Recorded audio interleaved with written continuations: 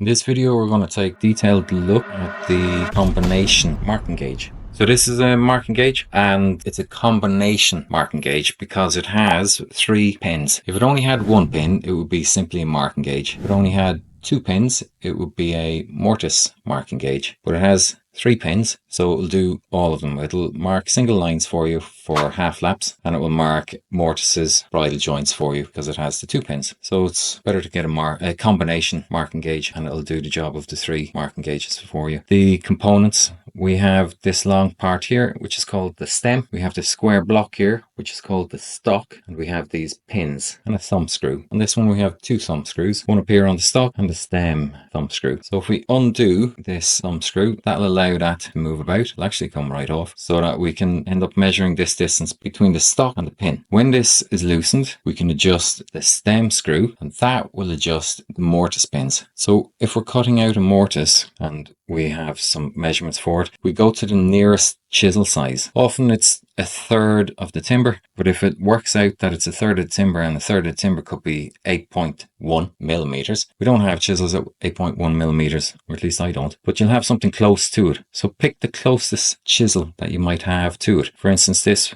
would be a 6 mil, which needs a bit of cleaning up, and we'd want to adjust that to here. And when you're measuring up for your chisel size, we can see that in the light, we want that chisel to be right between the tips of the pins, not between the pins, because then you'll be a fraction out. You really want to get it, we can get that in the light, you really want to get it so that the tip of the pins are the width of the chisel. Fraction more, those pins right to the tip, be the width of that chisel, we're good with that. When you come to marking your timber, ideally we're going to put the stock against our face or edge side. So we've put our face marking on it and our edge side marking on this timber here. We've already got a groove in this timber, so we have our stock end against our face.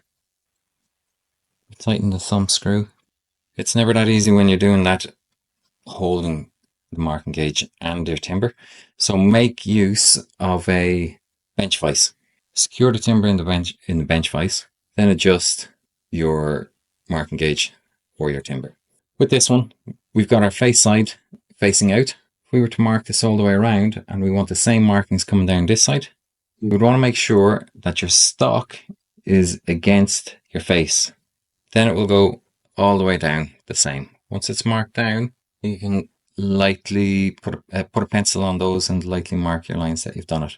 This often goes wrong with people focusing on the pins and trying to get the pins right, then it follows the grain and it goes out, especially if it's on the single pin. So ideally, put the stock, if this is your stock, securely against the timber, hold it securely against it. That's why we've got our bench vise. Then score lightly, keeping the pressure on the stock and against the face, running right down as far as you need to go, and you'll get your marking lines done. If it's a single line, a single pin, let's adjust that a fraction. If it's a single pin, score the line, and it's far easier to push away from you. The pin is at a slight slope and it's scoring the timber. It's not going to pull up into the timber because it's not a tool for digging out. Just simply score that away from you. Score the timber. There it goes.